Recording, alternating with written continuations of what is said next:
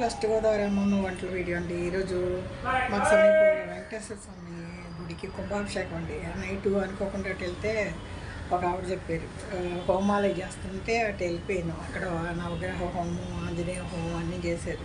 అవన్నీ చూసుకుని కలశానికి మీరు 500 అలా కట్టండి అన్నారండి. చాలామంది అక్కడ మనకి కుంభాభిషేకం చేసినప్పుడు హోమం దగ్గర కలశాలు పెడతారు. మనం ఆ కలశం తెచ్చుకుంటే మంచిదంట. సరే అండి, మన ఇంట్లో పనులు ఉన్నాయి కదా, చేసేసుకుని గుడి దగ్గరికి వెళ్తున్నా. గుడి దగ్గర ఏమన్నా వీలైతే కొంచెం షూట్ చేస్తాను. మాస్క్ అది వేసుకుని వెళ్తున్నా అండి. హోమాలు జరిగిపోయినాయండి. சுமார் 1200 பேருக்கு அன்னதானம் வழங்க முயற்சி நடைபெற இருப்பதால் பக்த கோடிகள் அனைவரும் தவறாமல் கலந்து கொண்டு பெருமாளின் அருட்பதாத்தை பெருமாள் கேட்டுக்கொள்கின்றோம். மதியம் 12 மணி அளவில் அன்னதான நிகழ்ச்சி நடைபெற இருப்பதால் பக்த கோடிகள் தவறாமல் கலந்து கொள்ளுமாறு கேட்டுக்கொள்கின்றோம். இன்று மாலை 5:30 மணி அளவில் பக்தி பாடல்கள், இன்னிசை கச்சேரியும் அதனைத் தொடர்ந்து பரதநாட்டிய நிகழ்ச்சியும் நடைபெற இருப்பதால் பக்த கோடிகள் அனைவரும் ఇక్కడ స్టార్టింగ్ వినాయకుడి గుడి పెట్టారండి. తర్వాత లక్ష్మీ గుడి, చక్రతాళ్వారి, కొత్తగుడి అమ్మ, జయమంట ఉందండి గుడి. నీళ్ళు ఇచ్చారు, బాటిల్లో పెట్టుకున్నాం. తీనిస్తారో లేదో భయంగా తీస్తాను. కుర్చీ పట్టేస్తానండి. అంతరేష్లో కూడా కుర్చీ పట్టేసాను.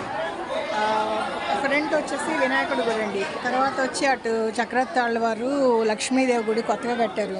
వెంకటేశ్వర స్వామి, వీరభద్రుడు, నవగ్రహాలు అన్నీ మామూలుగానే ఉంటాయండి. ఇక ఈ గుడిలో పుట్టగుడి అమ్మ చూపించాను కదా, పుట్టగుడి అమ్మ సైడ్ ఉంటారు. ఇదివరకు మెయిన్ రోడ్లో ఉండేది. రోడ్ ఎక్స్టెన్షన్ చేసినప్పుడు అమ్మవారిని తీసుకొచ్చి ఇక్కడ వెంకటేశ్వర స్వామి గుడి కాంపౌండ్లో పెట్టారండి. అసలు ఏం భాగ్యం అండి, రాత్రి అనుకోకుండా వచ్చా, హోమాలన్నీ చూసుకున్నా.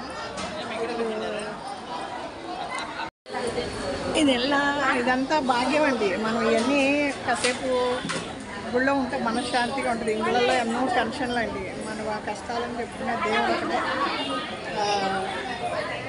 ఏదండి, నేను ఇక్కడ గుడిన్నా వెళ్ళిపోతూ ఉంటాను. గుళ్ళంటే బాగా తిరుగుతాను.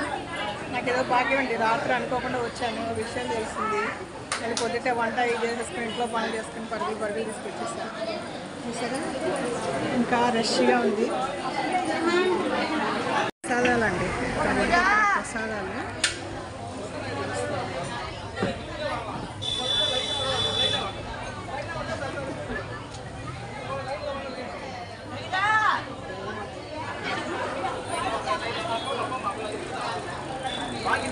పెద్ద మర్రి చెట్టు అండి, కట్ చేశారు.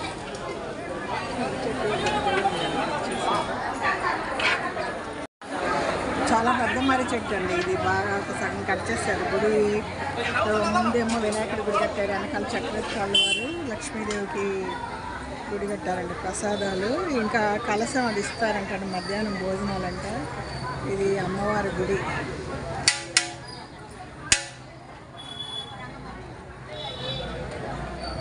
ఇది గుడి బయట అండి, బయట తీస్తాం.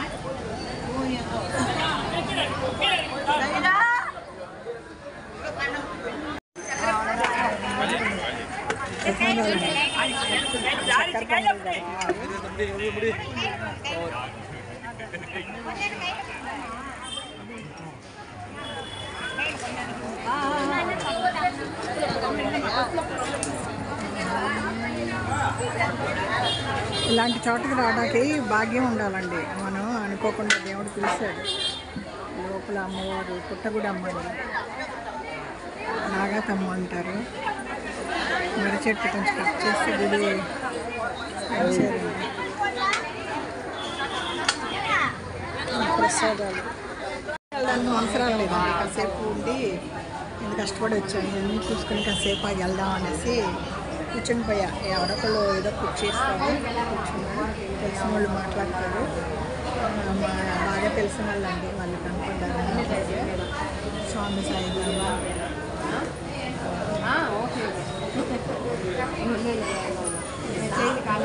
వెళ్ళండి. కాసేపు కూర్చుంటే రిలాక్స్గా ఉంది, కాళ్ళ నొప్పులు వచ్చేస్తాయి.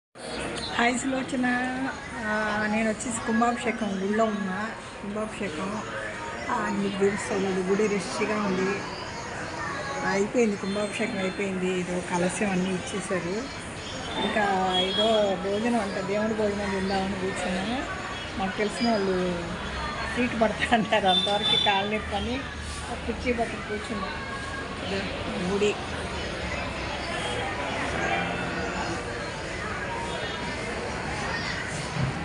మీకు వచ్చి కలసం చూపిస్తాను.